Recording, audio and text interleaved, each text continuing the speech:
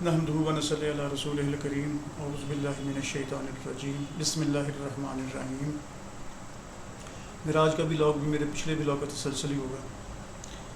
مجھ سے سوال کیا گیا کہ آپ نظام نفاذ مصطفیٰ صلی اللہ علیہ وسلم کی بات کی آپ نے، تو یہ کیسے ممکن ہے پاکستان میں؟ یہ کچھ ممکن ہے پاکستان میں؟ جب تک یہ نظام نہیں آئے گا تب تک کچھ بھی نہیں بدلے گا۔ اگر آپ مملکت خدا داد کو ایک فلاحی اسلامی ریاست بنانا چاہتے ہیں، اس کو ریاست مدینہ کے طرز پہ کھڑا کرنا چاہتے ہیں، تو آپ کو نظام مصطفیٰ صلی اللہ علیہ وسلم کا نفاذ کرنا ہوگا۔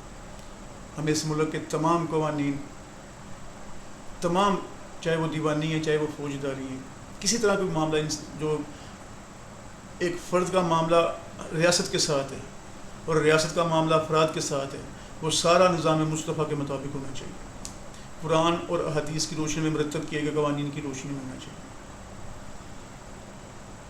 جب تک یہ نہیں ہوگا تب تک کوئی فلاح نہیں آ سکتی، کوئی پائیداری نہیں آ سکتی۔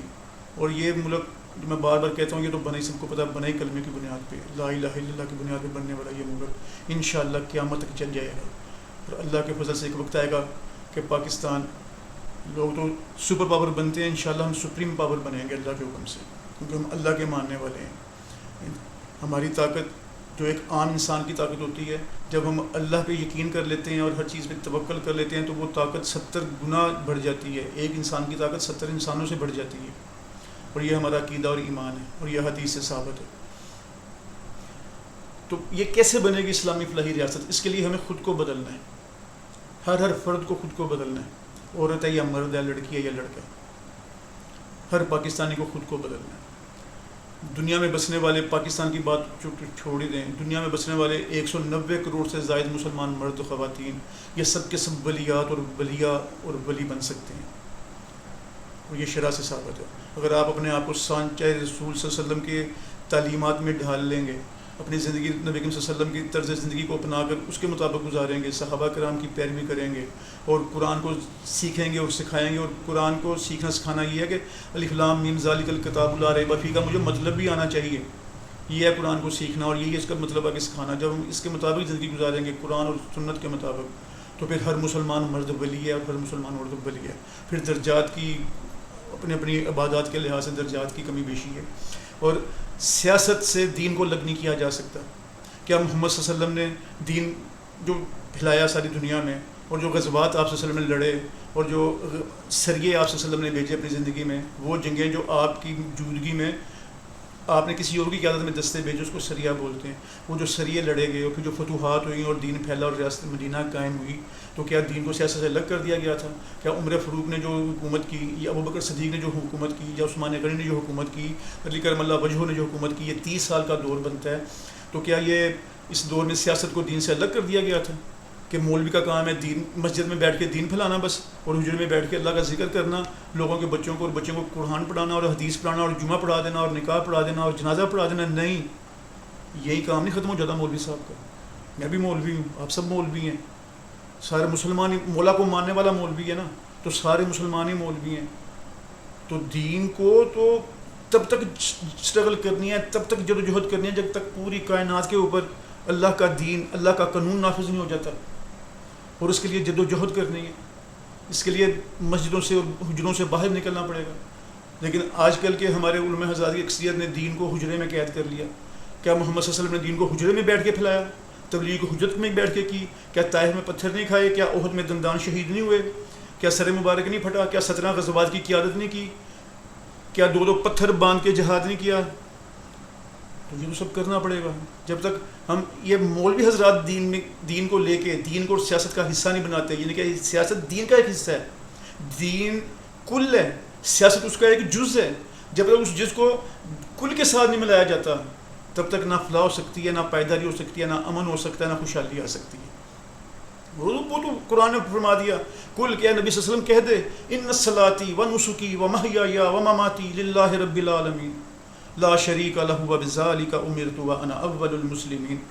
تو بھئی اس پہ چلنا ہے ہم نے، کہ میری نماز اور میری ہر چیز جو ہے، ہر چیز جو کچھ میں کرتا ہوں، میں کاروبار کرتا ہوں، میں اپنا لین دین کرتا ہوں، میں جہاد کرتا ہوں، یا میں تعلیم حاصل کرتا ہوں، یا میں تعلیم دیتا ہوں، یا میں فلاحی کام کرتا ہوں، میرا جو کچھ بھی ہے وہ دین کے لیے، اللہ رب العالم کے لیے، جس کا کوئی شریک نہیں ہے کسی معاملے میں بھی. جس طرح وہ اپنی ذات میں لا شریک ہے نا، اسی طرح وہ اپنی تمام جملہ صفات میں، جو اس کے ہم 99 نام پڑھتے ہیں اس کی صفات ہیں، وہ اپنی ذات کے ساتھ اپنی تمام جملہ صفات میں بھی لا شریک ہے. اور ہم نے پہلا تابع دار بننا کہ کہہ دے کہ تو پہلا تابع دار ہے، تو ہے پہلا ماننے والا. تو ہر کسی نے وہی اپنے اوپر لاگو کرنا ہے، ہر کسی نے اپنی اصلاح کرنی ہے.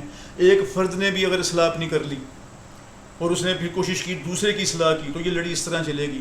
اور وہ کس طرح کہ بڑا آسان طریقہ ہے اپنی اصلاح کرنے کا، بڑا ہی آسان طریقہ ہے. اللہ کے نبی صلی اللہ علیہ وسلم کہ سچ کو پکڑ، سچ کو قائم کر لو، سچ پہ قائم ہو جاؤ. ان الصدق ینجی، سچ میں نجات ہے، فلاح ہے، عروج ہے. والکذب یہلک، اور جھوٹ میں تباہی ہے، بربادی ہے، ہلاکت ہے. اور ہم نے جھوٹ چھوڑنا ہے. ہم جھوٹ بولنا چھوڑیں گے، ہم ہر چیز میں جھوٹ کو استعمال کرنا چھوڑیں گے، تو ہمیں حکمران بھی سچے ملیں گے. جب ہم ہی جھوٹ نہیں چھوڑتے تو جیسی روح ویسے فرشتے آ رہے ہیں. اور ہم نے اپنی روح کو بدلنا ہے. اور یہ ہم نے اپنے لیے نہیں کرنا، یہ ہم نے وفائے محمد صلی اللہ علیہ وسلم نے کرنا. یہ ربیع الاول کا مہینہ ہے، سرکار صلی اللہ علیہ وسلم کی ولادت بعد سعادت کا مہینہ ہے. اور اس مہینے کے ہر دن میں ہم نے یہ عہد کرنا کہ ہم نے اپنے آپ کو محمد مصطفیٰ کریم صلی اللہ علیہ وسلم کے ارشادات کے مطابق اس سانچے میں ڈالنا ہے جو آپ کو پسند ہے. کہ جب ہم حوض کوثر پہ پہنچے تو آپ صلی اللہ علیہ وسلم ہمیں مسکرا کے دیکھیں. یہ نہیں کہ ہم لغو قسم کے کام کر کے اور عجیب و غریب قسم کے کام کر کے اور نعرے بازی کر کے اور جھوٹ کا ساتھ دے کے جھوٹے کو. یہ الیکشن کیا ہے؟ یہ ووٹنگ کیا ہے؟ ووٹ کیا ہے؟ ووٹ شہادت ہے. لا تکتموا الشہادہ، شہادت کو مت چھپاؤ، سورہ بقرہ میں. اور ووٹ ایک شہادت ہے کہ میں گواہی دیتا ہوں کہ یہ میں یہ مور لگا رہا ہوں اس کہ یہ بندہ ایمانت دار بھی ہے، دیانت دار بھی ہے. یہ 61 اور 62 پہ پورا اترتا ہے. یہ فاسق نہیں ہے، فاجر نہیں ہے، شرابی نہیں ہے، زانی نہیں ہے، جواری نہیں ہے، یہ بددیانت نہیں ہے، یہ کرپٹ نہیں ہے. اور یہ میں نے اس کو ووٹ دیا اپنا. یہ ہے ووٹ کا مطلب، یہ شہادت دے رہے ہیں ہم. اور جس کو زیادہ شہادت پڑ جاتی ہے، جس کو زیادہ ووٹ پڑ جاتے ہیں، وہ کامیاب ہو کے اسمبلی میں چلا جاتا ہے. کل کو اس ووٹ کا بھی سوال ہوگا، کوئی کسی قسم کی بھی وہ اس میں نہ رہے کہ ووٹ کا سوال نہیں ادا کرے گا. ووٹ کا جنت اتنی آسان نہیں ہے جتنی مسلمانوں نے سمجھ لی ہے، ہم نے جتنی ہمیں پڑھا دی گئی ہے. اگر اتنی آسان ہوتی نا تو نبی صلی اللہ علیہ وسلم کو 17 غزوات نہ لڑنے پڑتے، 2 صاحبزادیاں شہید نہ ہوتی، سارا خاندان کربلا میں شہید نہ ہوتا. جنت اتنی آسان ہوتی تو بلال تپتی ریت کے اوپر نہ لٹائے جاتے اور آگ سے ان کے جسم کو نہ داغا جاتا. جنت اتنی آسان ہوتی تو اویس کرنی جیسا بننا نا، تو پھر اویس کرنی جیسے گن بھی اختیار کرنے پڑیں گے. عشق کو اپنے اوپر اس طرح اختیار کرنا پڑے گا. کس طرح بتاؤ گے آپ صلی اللہ علیہ وسلم کی زندگی کے بارے میں جب خود اس پہ عمل کرو گے کہ ہم تو صرف ان کی نقل کرنے کی کوشش کر رہے ہیں.